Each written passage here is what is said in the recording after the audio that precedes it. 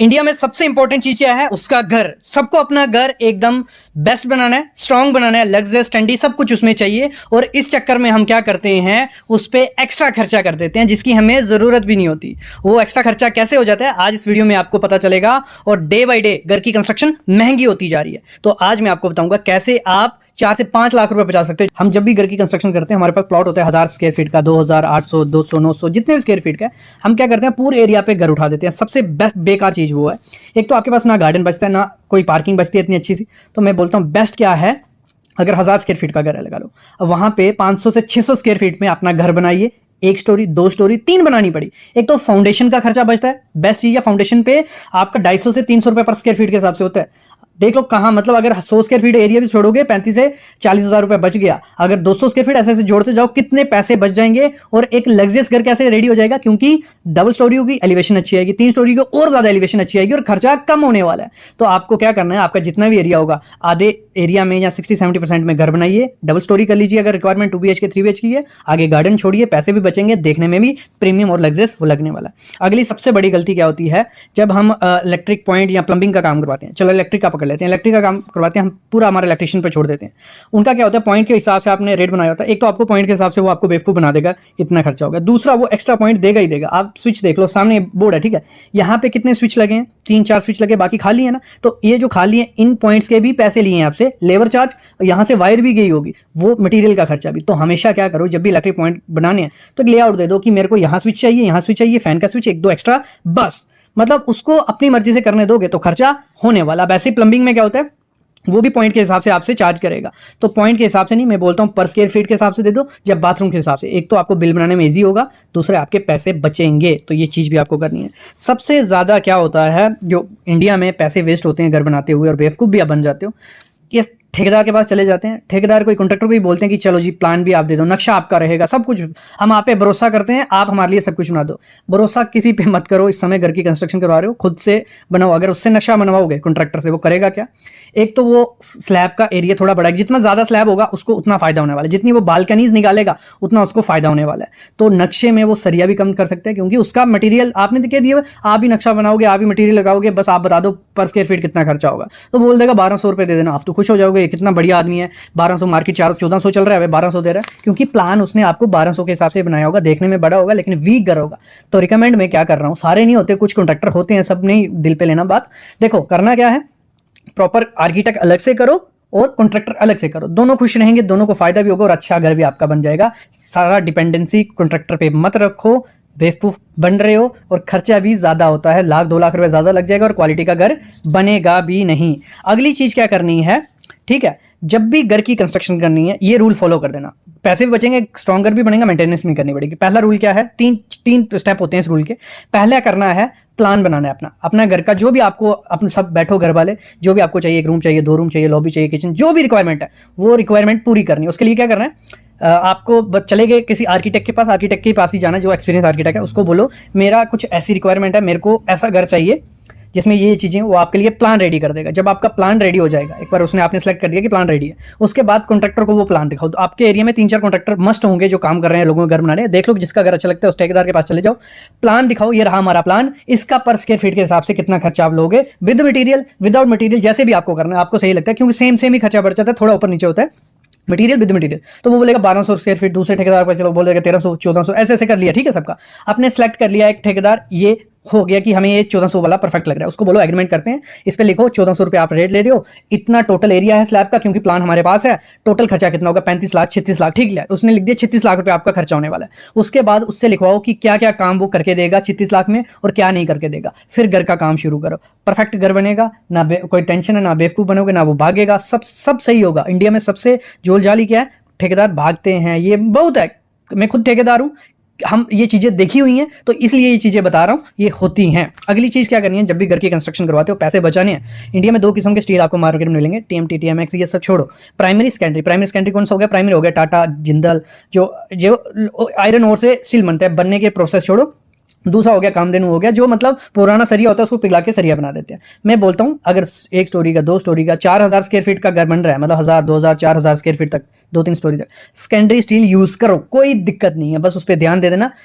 इतना भी सेकेंडरी नहीं हो कि नाम ही नहीं सुना हो, जिनके नाम सुने आपने उस पर देख लेना SD 550 अगर लिखा है, IS मार्क SD 550, वो ऐसे नहीं लिख देता कोई भी, उसका प्रॉपर टेस्ट होता है, सर्टिफाइड होता है वो। तो वो अगर अपने घर में यूज़ करवाते हो तो कोई दिक्कत नहीं आने वाली। वहाँ भी 10-15 रुपये kg पर वो सस्ता होता है, तो वो लगाओ, स्ट्रॉन्ग घर बनेगा, कोई दिक्कत नहीं आएगी, बेस्ट है। और आपका 30 से 35 हज़ार रुपया वहाँ बच जाएगा। अगली चीज़ इसी में सीमेंट होता है हमारा। सीमेंट आजकल कंपनी क्या कर रही है, सीमेंट सेम थोड़ा बहुत उसकी टेक्नोलॉजी चेंज की, या क्या बता पैकेजिंग चेंज की, और आपको जो सीमेंट 390 रुपये का था वो 450 का मिल रहा है। क्यों मिल रहा है? क्योंकि उसमें आप देखते हो कि एक बार घर बनाना है, अच्छी चीज़ लगानी है, अच्छी चीज़ लगाने के चक्कर में क्या करते हो, जो कंपनी बनाते जा रही है बनते जा रहे हो। मैं बोलता हूँ सिंपल सीमेंट यूज़ करो, 43 ग्रेड या 53 ग्रेड। अगर स्ट्रेंथ चाहिए, अगर आपको क्रैक नहीं, कुछ भी नहीं, कोई दिक्कत नहीं चाहिए, तो PPC सीमेंट यूज़ करो, किसी भी कंपनी का, अबूजा, अल्ट्राटेक, ACC।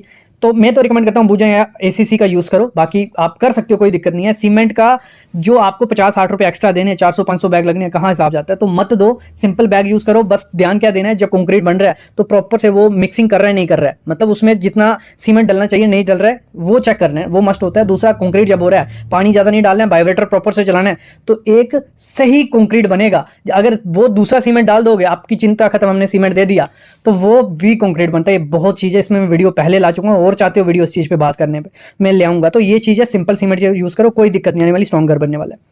अगली चीज़ इसी में होती है, जब हम क्या करते हैं, विंडो वगैरह लगाते हैं, या डोर, या कुछ भी लकड़ी की यूज़ करेंगे विंडोज़, तो हमें डबल खर्चा होगा। मतलब लगा लो एक घर है, 80,000 रुपये लग रहा है अगर लकड़ी की विंडो लगा रहे हो। वही अगर आप एल्युमिनियम की विंडो लगाते हो, आपको 50-55 हज़ार रुपये में अच्छी क्वालिटी की एल्युमिनियम विंडो, उसी कलर में सब कुछ होगा यार, उसमें कलर भी होगा, पहले किया होगा, विंडो में दीमक का खर्चा, पेंट का खर्चा, सब रहता है। तो मैं बोलता हूँ एल्युमिनियम विंडो के साथ जाओ, आजकल बहुत कलर और ऑप्शन आ गए हैं। फिर अगला होता है हमारी फ्लोरिंग में सबसे ज़्यादा खर्चा, वहाँ हम मार्बल लगाते हैं, ग्रेनाइट लगाते हैं। मार्बल लगाओगे 200-250 रुपये पर स्क्वायर फीट अच्छा मिलेगा, 5 साल बाद फिर घसाई, मेंटेनेंस, दाग धब्बे सब रहते हैं। मैं बोलता हूँ सबसे बेस्ट ऑप्शन क्या है, अपनी फ्लोरिंग में टाइल लगवाओ, विट्रीफाइड लगाओ, कुछ नहीं होने वाला 15 से 20 साल। विट्रीफाइड टाइल आजकल बहुत अच्छी है, मार्बल से अच्छी क्वालिटी की आ गई है।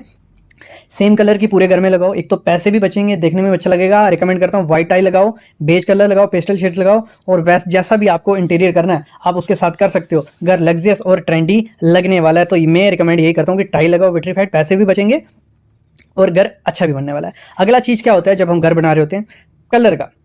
जब हम पेंट करवाते हैं, हम क्या देखते हैं, नेट पे कलर देखते हैं, जहाँ शॉप पे जाते हैं तो कस्टमाइज कलर करवाते हैं। कस्टमाइज कलर मतलब डबल रेट का मिलता है। अगर सिंपल 1 लीटर पेंट जो बना बनाया पेंट है आपको 400 रुपये लीटर मिल रहा है, कस्टमाइज उसमें थोड़ा बहुत कलर डलवा दोगे, पेस्टल शेड बना दोगे, वो 800-900 रुपये का बॉक्स मिलेगा। मतलब ही नहीं है ना। मैं बोलता हूँ बेस्ट, अगर घर का इंटीरियर अच्छा भी रखना है और पैसे भी बचाने हैं, तो प्लास्टर के बाद 2 कोट पुट्टी मरवाओ, प्राइमर करवा लो, बेस्ट है, कोई दिक्कत नहीं है, कुछ नहीं होता। मेरे घर में वही है। अगर चाहते हो कि पेंट फिर भी करना है तो 1 कोट पेंट पर करवा लो, सिंपल वाइट करवा लो, या आपको चाहिए कि कलर करवाना है, कोई दिक्कत नहीं है, सबकी चॉइस अलग होती है, कलर करवा सकते हो। लेकिन कलर में क्या करना है, जो पहले से कलर बने हुए हैं उसी में पेस्टल शेड्स कोई ढूंढ लो, जो ऐसा भी आपको करना है, मिल जाएगी, जरूरी नहीं है कस्टमाइज करवाना। तो जब वो मिल गई तो उसमें आप क्या कर सकते हो, पैसे बचा सकते हो। अगली चीज़ क्या करनी है, जब भी घर बनाना है तो जो फर्नीचर होता है, डेकोरेटिव फर्नीचर, आपका जो टीवी यूनिट हो गया, शू रैक हो गया, कंसोल यूनिट हो गया, ऐसा जो फर्नीचर जहाँ पे आपको बैठना नहीं है, सिर्फ यूज़ देखने के लिए है, या थोड़ा बहुत सामान रखना है, जिसको रोज ओपन करना है, जिसके ऊपर बैठना है, वो नहीं बोल रहा हूँ। डेकोरेटिव फर्नीचर बना बनाया लोगे, आधे रेट में मिल जाएगा और देखने में लग्जरियस और ट्रेंडी होगा। जहाँ फर्नीचर यूज़ करना है, जैसे बेड हो गया, वार्डरोब हो गई, सोफा हो गया, ये खुद बनवा सकते हो कारपेंटर से, या बना बनाया देख के। मतलब बाकी जो मैंने बोला जो डेकोरेटिव फर्नीचर वो ऑनलाइन भी लोगे चलेगा।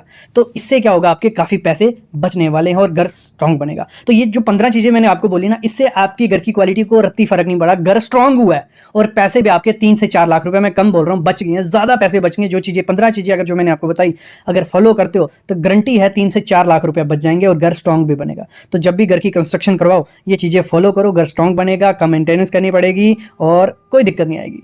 जब भी घर की कंस्ट्रक्शन करनी है उसकी जो एलिवेशन होती है सबसे ज्यादा खर्चा हमारा उसमें होता है। और हम सबको चाहिए क्या, हमारी एलिवेशन ट्रेंडी लगे, क्योंकि बाहर से हमारा सिर्फ घर एलिवेशन ही दिखेगी, अंदर का तो नहीं दिखेगा। तो हम उसमें एक्स्ट्रा खर्चा कर देते हैं ऐसे कुछ डिजाइन करके, मतलब हैवी डिजाइन, उसमें प्लास्टर में डिजाइन बना रहे हैं हम लोग, ऐसी कुछ जालियां हम उसमें लगा रहे हैं, ऐसे कुछ डिजाइन बना दे रहे हैं जो जरूरत नहीं है। 2025 में अगर ट्रेंडी घर चाहिए तो सिंपल एलिवेशन होनी चाहिए। कुछ ऐसी एलिवेशन रखोगे बहुत प्रीमियम लगेगी, कम मेंटेनेंस करनी पड़ेगी और आउटडेटेड वो नहीं होने वाली है। ऐसा प्लास्टर डिजाइन मत कराओ, नहीं अच्छा लगता। ऐसी पैरापेट पे प्लास्टर डिजाइन नहीं अच्छे लगते आजकल, ऐसी कुछ जाली नहीं अच्छी लगती। सिंपल सोबर रखोगे तो आपसे 1 से 1.5 लाख रुपया बच जाएगा छोटे घर में, बड़े में तो और ज्यादा बचने वाले हैं। तो ये पहली गलती करते हैं जब भी हम घर की कंस्ट्रक्शन करते हैं। लग्जरियस ट्रेंडी दिखाना है तो सिंपल रखो कुछ ऐसे।